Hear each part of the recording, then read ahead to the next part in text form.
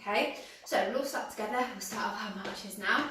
So, knees up, tighten that core, we've all got one, it is in here somewhere, and you're also pumping the arms, okay? So this is all about rising that heartbeat slowly. I'm not going straight into it straight away, but you need to think about, the whole point of this is a calorie burner. So the quicker your heart rate's working, the quicker that blood's pumping around, and those calories will burn off, I promise. So we're going to keep marching. I need to roll the shoulders back. Really important to roll your shoulders because we're going to do an arm sequence later. So you need to make sure those arms and shoulders are warmed up. And then we're going to take them forward. So big nice rolls forward. If rolling the shoulders is a struggle, change, just go up and down, okay, like a shrug. And that'll still work the same, okay? So you can choose there what you want to do. Perfect. From here we're going to go into a twist. So arms up, chest high, and we're twisting round. So really using that elbow to drive you round. And again, the bigger the twist, you're working those obliques, working the lower back muscles as well. Don't do it too fast, I'm getting a bit dizzy going fast. Trying to spot. Perfect. From here, we're going to go into spotty dogs. So some of you in my first aid class would have done spotty dogs. So I'm going to do it to the side so you can see. So it's leg back, arms forward, and then you change.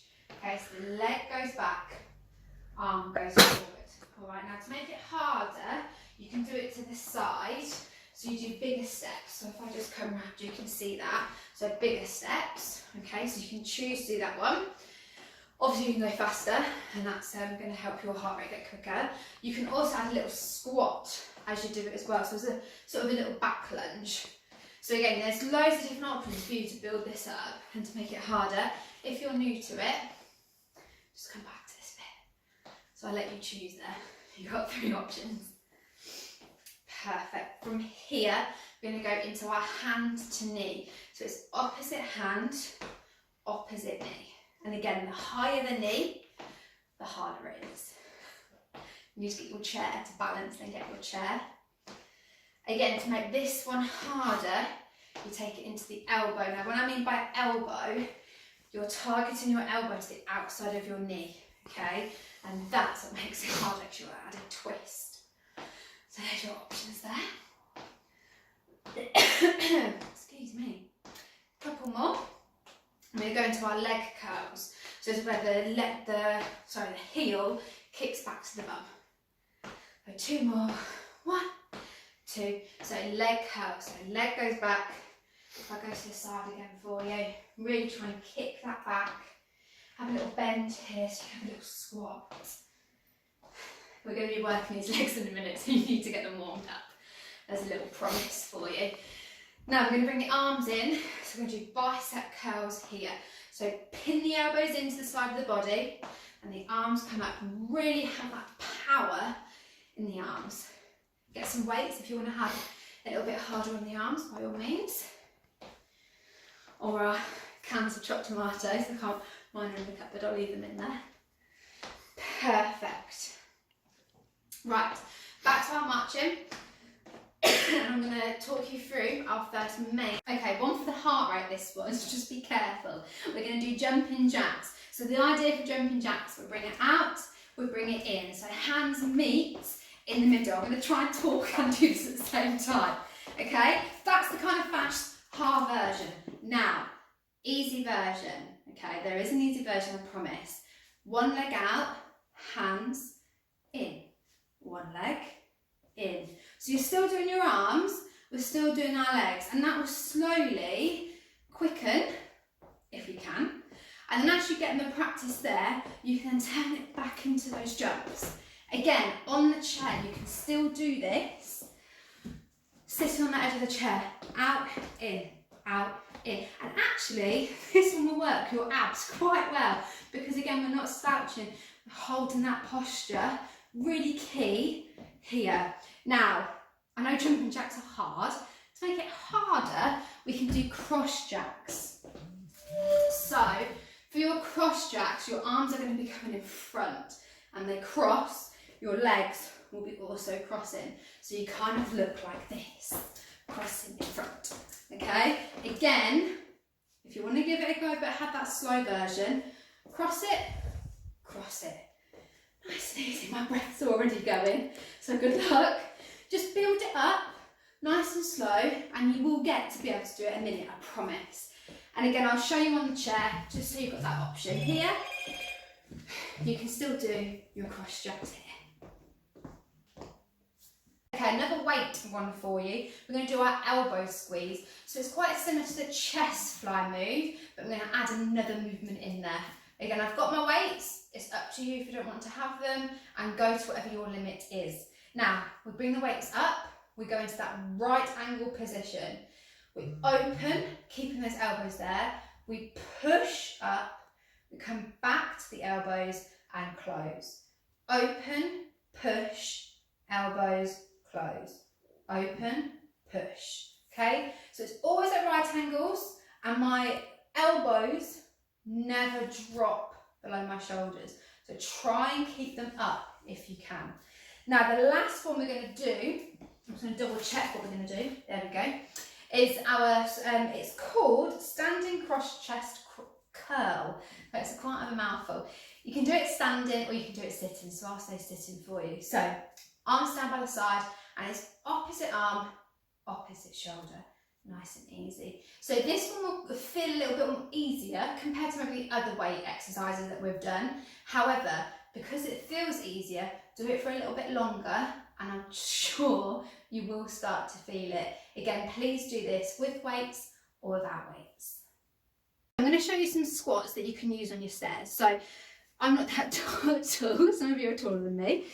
So I'm just going to use the first step, all right? If you want to make it a bit more harder, come up onto the second step, all right? Don't come up onto the third, because that's just ridiculous, all right? So keep it either second step, depending on your height. It also depends on the strength in your quads, all right? So if you've got that strength there, you can use it. But I'm just going to show you on the first step. Obviously, the dog has to be involved. So what I mean by these squats is you're going to do a normal squat. So my feet are still in line with each other. Yes, one knee is bent, but they're still kind of in the same linear line. I don't know, whatever you want to call it. You're going to do your squat as normal, but as you come up, you're going to kick down, some space then. All right, so you squat, lift it up, down, squat, down. All right, so you're really using that push to come up. By all means, hold on to your banister. That will help, all right? Then obviously you have to even it out. So turn, do it the other way. So again, squat, kick. Doesn't have to be high, and don't use a dog because obviously they just get in the way. All right, but just make sure that squat is still there. Hello, darling. All right, the leg doesn't have to be high because you're still lifting it up. So just try it. Once you've built up that muscle, try it on the second step, but it does really intensify, so just be careful on that one. Hi everyone, I just want to do a stretching video. Now this is really important that you do this video after every single workout that you do. So if you're just using the single videos that I've done previously and you've kind of built it up, so if you're going to put those as in a sequence of 5 videos, then please make sure this one is always at the end, because you need to make sure you're stretching after every activity, because that's when you'll find those aches and pains come into play. Scientifically, you've not got rid of that lactic acid in the muscles.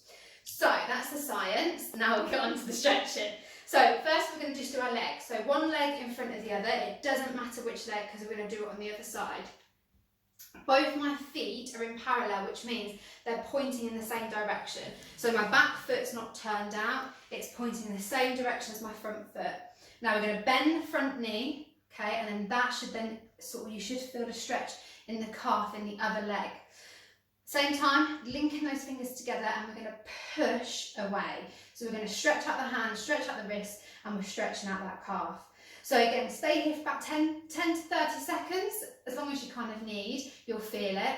And then once you're ready, you're going to release the hands, and we're going to change legs, the other leg is in front. So again, feet pointing the same direction, front knee is bent, back leg nice and straight, hands go behind this time, and we squeeze those shoulders together. So if you can't see, I'm just going to turn. So if you can't feel that stretch, bring the arms up, and then you should feel it in the shoulders. So just kind of work out where you need to be. Again, release the hands. We're going to change legs this time. The heel goes down, the toe is pointing up. We're going to bend the other leg, the supporting leg. Hands go onto the supporting leg. We're not putting hands on the knees because we don't want to put any pressure on those knees. They're staying on the quads. To develop this stretch, just make it go further. Have the one hand going down to the toe. So make sure you have your balance. And again, that will increase that stretch at the back of that calf. If you really want to and show off, try and get behind the foot. If I can't, if you really, really want to show off, head onto knee. All right? So other leg, I'm going to do it this side for you. So heel goes down. We're going to bend the other leg so the hips go back, hands go onto the bent knee. So again, making sure we've got our balance. If you want to, take it down to the foot and that will increase that stretch. Now to get balance here, what you need, because our head's going forward, the more you push your hips back, you will stabilise your balance because then you're going in sort of two directions with your weight. Perfect. Now we're into the arms. So one arm's going to go across and we're going to put it into our body. So again here, we're not holding at the elbow and we're not holding at the wrist. Don't put pressure on those joints. You're holding your forearm and you're pulling that back. And again, other arm, forearm, and pull that into the body. Okay? Not on the elbow, not on the wrist. No damage in joints. Last one, we're going to bring the arm up onto the shoulder, other hand on the elbow, and we're going to pull that back. And again, you'll feel that stretch going down here. Again, don't think, oh, my arm needs to go back up. You might only be able to put it here. It's not a problem. And I'm going to do it one more time. I'll show you from the back. So here, my hands on the back of the shoulder, hand on the elbow, and I'm pushing it back. So I'm trying to kind of crawl my hand down here and feel that. If you really want to show off, try and see if you can, here we go, link arms. It's a little test for you. Finally, last thing I want you to do is I'm going to stretch that back. So I want the arms all the way up. We're going to go over to the side, doesn't matter which side, but you should again feel that opening there. We're going to go to the front, so we're going to go into a flat back position, hence the flat back. So we're here, and then we're going to go up onto the other side, and again, really pull and stretch that out. So like I said, please do them every time that you've done some exercise, and it will really help repairing those muscles.